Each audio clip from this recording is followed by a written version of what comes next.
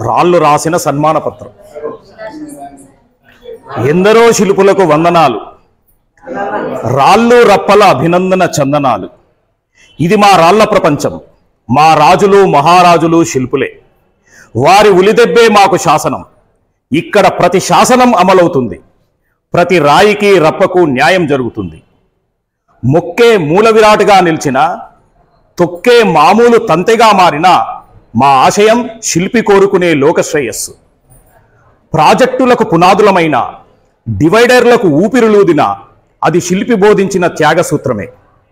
పువ్వు లెక్క అందంగా రూపుదిద్దుకున్న, పర్వతంగా నిలిచిపోయిన ప్రకృతి అందాలను పెంచాలన్నది శిల్పి ఆదేశం.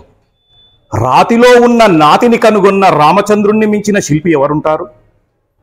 కొండ గుహల మధ్య తనను తాను శాంతమూర్తిగా, గంభీర స్వామిగా, ఉగ్రరూపిగా చెక్కుకున్న నారసింహుడు మహాశిల్పే.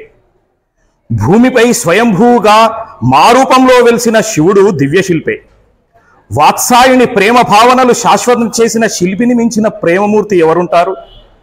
రాతి మీద గీసిన ప్రతిరేఖా చిరంజీవే. భగవంతుడు రాసే తలరాత లెక్క.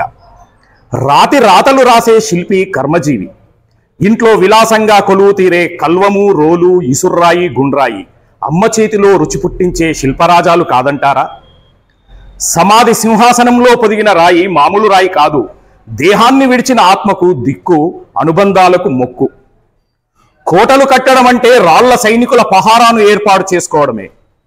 మేము ప్రజలనే కాదు, సుల్తానులను కాపాడే అమృత బిందువులం. రాళ్ల గూడులో ఉండే దేవుడు గిజిగాడే. ఏ రాయితో చేసిన గర్భగుడియో అది అమ్మలాగా భగవంతుని సేద తీరుస్తుంది. ఏ మలినం అంటకుండా కాపు కాస్తుంది. మొక్కకు ఆపరేషన్ చేసి ఔషధానికి జన్మనిచ్చే మంత్రసాని మా రాయి. వైద్యమూర్తి అగణిత శిల్పమూర్తి కాదా? సృష్టిలో రూపాలన్నీ శిల్పాలు, రాళ్లలో దాగిన రత్నాలే.